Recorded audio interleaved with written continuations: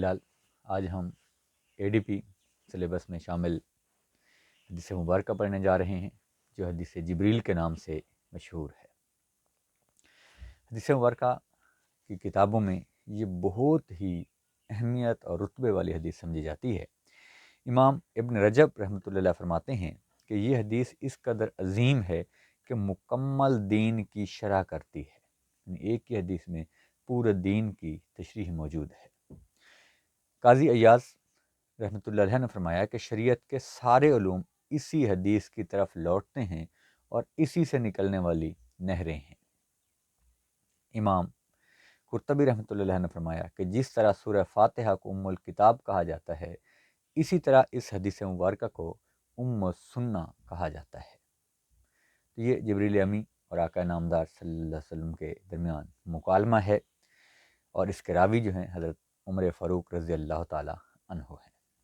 ہم شروع کرتے ہیں حدیث مبارکہ کا متن، اس کے ساتھ ساتھ ترجمہ اور تشریح اور اہم موضوعات ساتھ ساتھ۔ بسم اللہ الرحمن الرحیم۔ ان عمر بن الخطاب رضی اللہ تعالی عنہ، حضرت عمر بن خطاب رضی اللہ عنہ سے روایت ہے، قالا، آپ فرماتے ہیں، بینما نحن عند رسول اللہ صلی اللہ علیہ وسلم ذات یوم، کہ ایک دن ہم بارگاہ رسالت مآب صلی اللہ علیہ وسلم میں حاضر تھے۔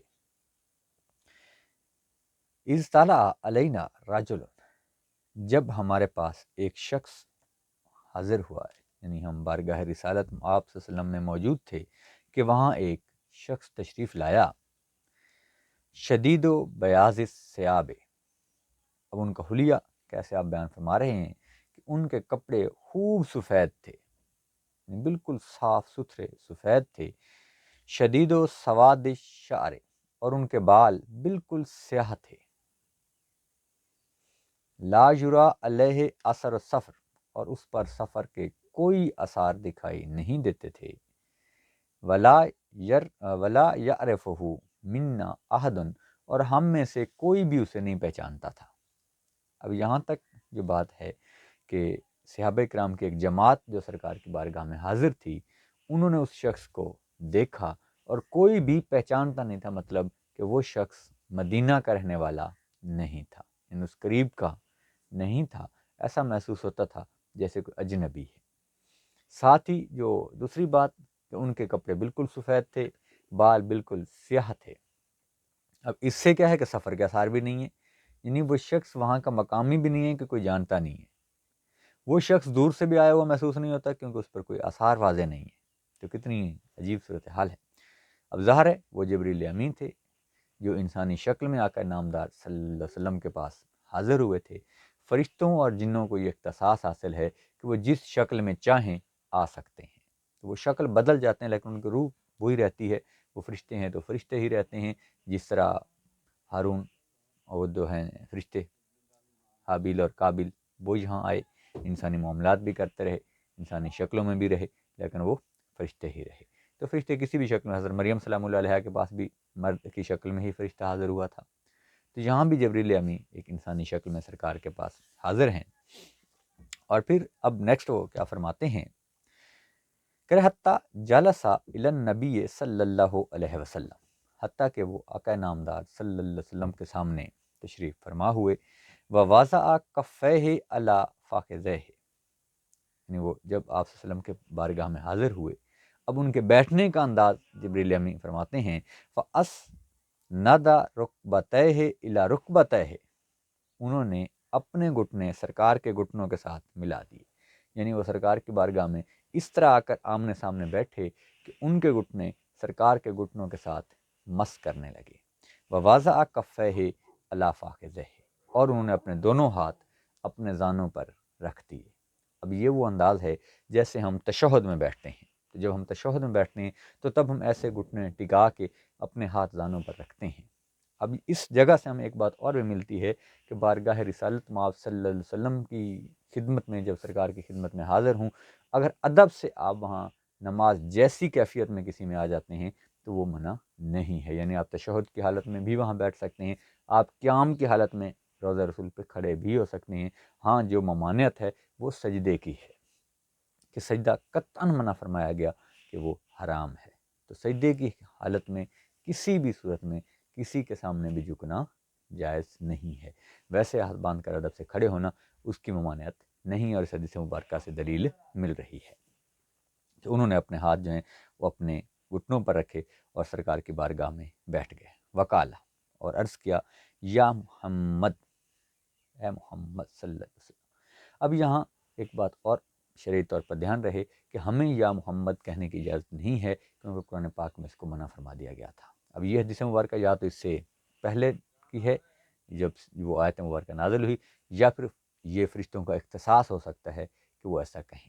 امت کے لیے کسی کو بھی یا محمد کہنے کی اجازت نہیں ہے۔ اس کا سرکار کے القابات سے یاد کیا جاتا ہے کہ یا رسول اللہ، یا حبیب اللہ، کسی بھی ہم نام سے یعنی اس میں اصل سے اس میں ذات سے جو ہے سرکار کو مخاطب نہیں کر سکتے۔ اب انہوں نے کیا عرض کی کہ یا محمد صلی اللہ علیہ وسلم اخبرنی عن الاسلام، مجھے اسلام کے بارے میں بتائیے۔ قالا، آپ صلی اللہ علیہ وسلم نے فرمایا، الاسلام، اسلام یہ ہے، ان تشہد ان لا الہ الا اللہ وان محمد الرسول اللہ، اسلام یہ ہے کہ تم گواہی دو کہ اللہ کے سوا کوئی معبود نہیں اور حضرت محمد صلی اللہ علیہ وسلم اللہ تعالیٰ کے رسول ہیں۔ وَتُقِیمُ الصَّلَاۃَ، اور نماز قائم کرو، وَتُؤْتِیَ الزَّکَاۃَ، اور زکوٰۃ دو، وَتَصُومُ رمضان، اور رمضان کے روزے رکھو، وَتَحَجَّ الْبَیْتَ إِنِ اسْتَطَعْتَ، اور اگر تمہارے پاس طاقت ہو تو پھر اللہ کے گھر کا حج کرو۔ قَالَ صدقت، انہوں نے فرمایا کہ سچ کہا۔ فعجبنا، ہمیں حیرانی ہوئی، لہو، اس پر، یسألہ و یصدقہ، کہ یہ عجیب بات ہے کہ وہ خود ہی سوال کرتے ہیں اور خود ہی اس کی تصدیق کرتے ہیں۔ تو عمر فاروق فرماتے ہیں کہ ہمیں یہ حیرانی ہوئی کہ یہ عجیب سائل ہے، خود ہی سوال کرتا ہے اور خود ہی اس کی تصدیق کر رہا ہے کہ آپ نے سچ فرمایا۔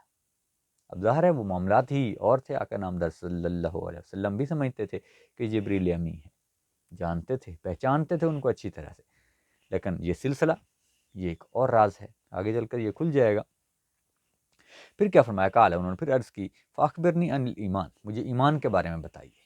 قالا، سرکار نے فرمایا، ان تؤمن باللہ و ملائکاتہ و کتبہ و رسلہ والیوم الآخر، آپ صلی اللہ علیہ وسلم نے فرمایا کہ ایمان یہ ہے کہ تم اللہ، ملائکہ، کتب، رسولوں اور یوم آخرت پر ایمان لاؤ، وَتُؤْمِنَ بِالْقَدْرِ خَيْرِهِ وَشَرِّهِ، اور اچھی اور بری تقدیر پر ایمان لاؤ۔ اب یہاں دو چیزیں اب تک واضح ہو چکی ہیں، ایک اسلام کے بارے میں اور ایک ایمان کے بارے میں۔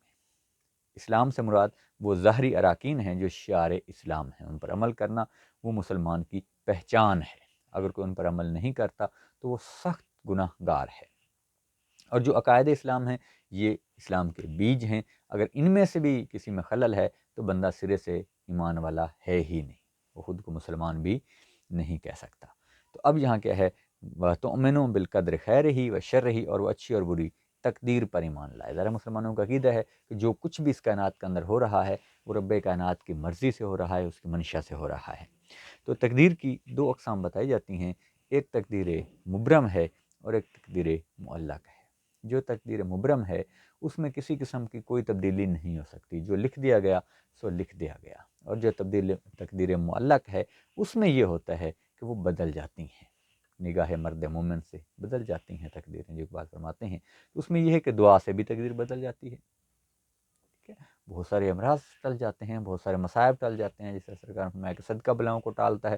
تو اگر کسی کی تقدیر میں کوئی ایسی چیز لکھی ہے، وہ صدقہ کر لیتا ہے، دعا کرا لیتا ہے، کوئی نیک کام کر لیتا ہے، کوئی اچھا عمل کر لیتا ہے، تو اس کے بدلے میں رب کائنات اس کی وہ مشکلیں ٹال دیتا ہے جو لکھی جا چکی ہوتی ہیں۔ اگر وہ ایسا نہ کریں گے، مطلب دعا نہیں کروائیں گے، اچھا کام نہیں کریں گے، صدقہ نہیں کریں گے، تو وہ بلائیں ان کے سر پر آ سکتی ہیں۔ تو یہ ایمان ہے۔ پھر کیا فرمایا، قالا صدقت، پھر انہوں نے وہی فرمایا کہ آپ نے سچ کہا۔ قالا، پھر انہوں نے عرض کیا، فاخبرنی عن الاحسان، مجھے احسان کے بارے میں فرمائیے۔ قالا، سرکار نے فرمایا، ان تعبد اللہ کأنک تراہ، تم اللہ کی عبادت اس طرح کرو جیسے تم اسے دیکھ رہے ہو۔ احسان یہ ہے کہ تم اللہ کی عبادت ایسے کرو، یعنی اتنا خشوع و خضوع ہو جیسے تم بارگاہ ربوبیت میں موجود ہو۔ تو جب کوئی اتنی بڑی بارگاہ میں ہوگا تو ظاہر ہے اتنا ادب، اتنا احترام اور اتنی کیفیت طاری ہوگی اس پر۔ پھر ساتھ ہی کیا فرما دیا، فَإِن لَمْ تَكُنْ تَرَاهُ، اور اگر ایسا نہ ہو سکے، یعنی اگر ایسی کیفیت طاری نہ ہو سکے کہ تم اسے دیکھ رہے ہو، تو پھر کیا کرو، فَإِنَّهُ يَرَاكَ، تو پھر اتنا ضرور محسوس کرو کہ وہ تمہیں دیکھ رہا ہے۔ تو یہ جو کہا جاتا ہے کہ نماز قائم کرو، تو قیام یہی ہوتا ہے کہ بندہ مومن کے دل پر ہر وقت یہ تصور موجود رہے کہ رب اسے دیکھ رہا ہے۔ جب یہ تصور مضبوط ہو جائے گا تو پھر کوئی گناہ ہو ہی نہیں سکتا۔ یہ ہو ہی نہیں سکتا کہ کوئی بندہ مومن گناہ کرے، وہ چوری کرے، وہ فراڈ کرے، کسی کو دھوکہ دے، جب کہ اس کے تصور میں ہو کہ رب تو مجھے دیکھ رہا ہے۔ اس کے سامنے بیٹھ کے کوئی یہ کیسے کر سکتا ہے؟ جب ہم کہیں جاتے ہیں اور وہاں لکھا ہوتا ہے کیمرے کی آنکھ تمہیں دیکھ رہی ہے، تو اس کیمرے کی آنکھ کے ڈر سے ہم ایسی کوئی حرکت نہیں کرتے کہ یار ایسے ہی ریکارڈنگ میں آ جائے گا۔ تو جب معلوم ہوگا کہ رب ہمیں دیکھ رہا ہے تو پھر کیسے یہ ہو سکتا ہے کہ ہم کو ایسی حرکت کریں؟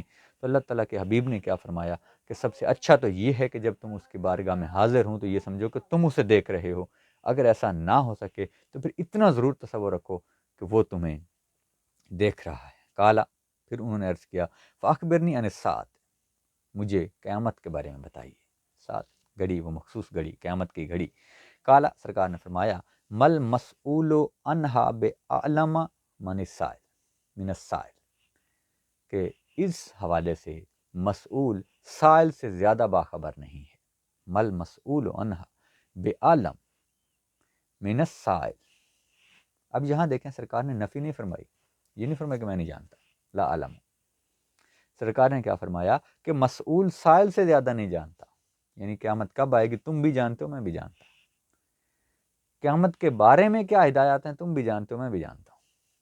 یعنی یہ راز سرکار کو معلوم ہے، اور بہت ساری حدیث میں سرکار نے اس بارے میں بتایا بھی۔ سرکار نے دن بتا دیا، مہینہ بتا دیا، اور نشانیاں جو بتا دیں، اور باقاعدہ طور پر وہ دن، مہینہ، وقت تک سرکار نے منشن کر دیا دوسری حدیث مبارکہ کے اندر۔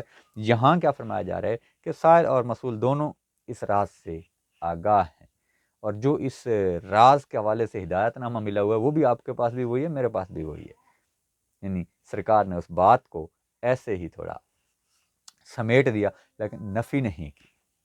تو یہاں سرکار کے علم کی نفی نہیں ہو رہی، بلکہ سرکار کی جو عظمت ہے اس کا اظہار ہے کہ سرکار جو اللہ تعالیٰ کی طرف سے حکم ملا ہے اس کے مطابق ہی اپنے علم کا اظہار کرتے ہیں، اس سے بڑھ کر کہیں سرکار اپنے علم کا اظہار نہیں کرتے۔ جب خدا چاہتا ہے تب وہ علم غیب بیان کرتے ہیں، جب اللہ تعالیٰ چاہتا ہے تب وہ سوال کرتے ہیں، جب اللہ تعالیٰ چاہتا ہے وہ جواب آتے ہوئے بھی اس کو چھپا لیتے ہیں، نہیں بتاتے ہیں۔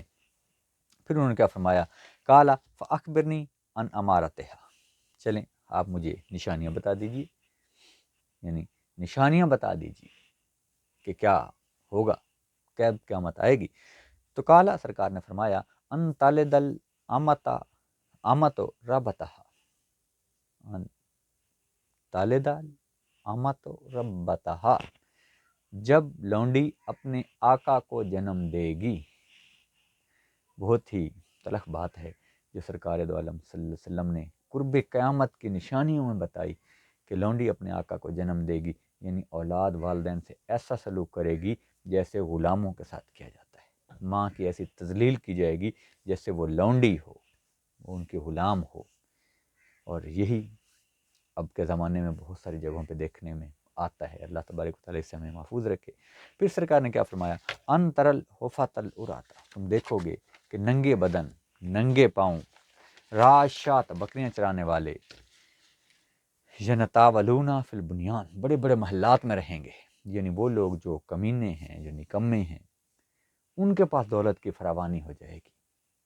یعنی جتنا کرپٹ ہوگا، جتنا ذلیل ہوگا، جتنا گھٹیا ہوگا، اتنی ہی اس کے پاس دولت کی فراوانی ہوگی، یعنی دولت کی ریل پہ لو جائے گی، وہ لوگ اور عیش و عشرت میں پڑھتے چلے جائیں گے۔ یہ قرب قیامت کی نشانی ہے کہ جو کم رتبہ ہوں گے، ذلیل ہوں گے، وہ بلند ہو جائیں گے، جو بلند مرتبہ ہوں گے ان کی تذلیل شروع ہو جائے گی۔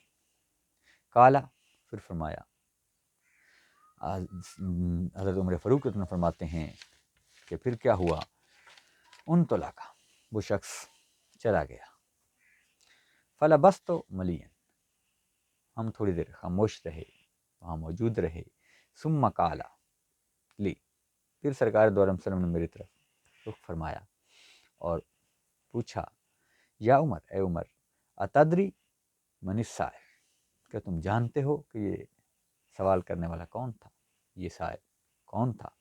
قلت، میں نے کہا، اللہ و رسولہ عالم، یہی صحابہ کرام کا وتیرہ تھا کہ جب بھی کوئی سرکار پوچھتے تو یہی حکم دیتے تھے، وہ آگے سے یہی عرض کرتے تھے کہ اللہ اور اس کا رسول ہی جانتا ہے، کہ یہ اللہ جانتا ہے، یہ اس کا رسول جانتا ہے، کیونکہ دونوں کی رضا میں فرق نہیں ہے۔ تو اللہ و رسولہ یعلم، اللہ اور اس کا رسول جانتا ہے۔ کالا، سرکار نے فرمایا، فَإِنَّهُ جبرائیل، یہ جبرائیل علیہ السلام تھے، اتاکم یعلمکم دینکم، یہ تشریف لائے تھے تاکہ تمہیں دین سکھا سکے۔ اب آ کے وہ ساری پچھلی بات واضح ہوتی ہے کہ جبریل امین تشریف لائے تھے دین سکھانے کے لیے۔ اب وہ آئے ہیں، آ کے نہیں بتایا کہ سرکار دین یہ ہے، اسلام یہ ہے، احسان یہ ہے، قیامت اب آئے گی، ایسا بتایا نہیں، بلکہ آ کے سوال کیا، کیونکہ امت کے لیے دلیل آقا نامدار صلی اللہ علیہ وسلم کے الفاظ ہیں۔ جب انہوں نے سوال کیے، سرکار کی زبان مبارک سے ان کے جواب ادا ہوئے، تو وہ امت کے لیے دلیل بنے، وہ حدیث بنی، وہ علم کا ایک ذریعہ بنا۔ تو سرکار نے فرمایا کہ جبریل امین تھے جو یہاں تشریف لائے تھے اور تمہیں علم اور دین کی باتیں سکھانے کے واسطے اللہ تبارک و تعالیٰ نے یہاں بھیجا تھا۔ تو یہ مکمل حدیث مبارکہ دین، اسلام، احسان اور قیامت کے حوالے سے بہت ساری باتیں اس کے اندر موجود ہیں۔ امید ہے آپ کو اس کی سمجھ آ گئی ہوگی۔ اللہ تبارک و تعالیٰ ہمیں صحیح معنوں میں حدیث مبارکہ کا فہم نصیب فرمائے، جو اس میں کوئی کمی کوتاہی رہ گئی اللہ تعالیٰ وہ معاف فرمائے، اپنے آقا کے صدقے درگزر کا معاملہ فرمائے۔ والسلام۔